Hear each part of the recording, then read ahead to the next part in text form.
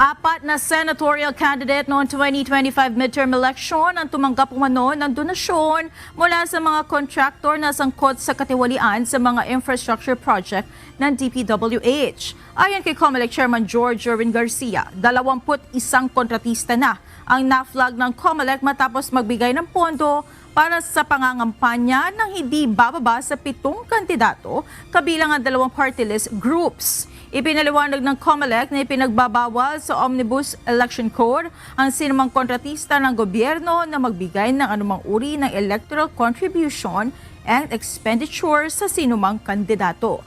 Patuloy pa ang investigasyon ng COMELEC sa mga Statement of Contributions and Expenditures o SOSE ng mga kandidato habang hinihintay pa ang sertifikasyon mula sa DPWH kung ang mga donasyon ay galing sa mga aktibong government contractors. Sa 21, parang 6 or 7 ang involved ng mga kandidato doon. Doon ay national at saka merong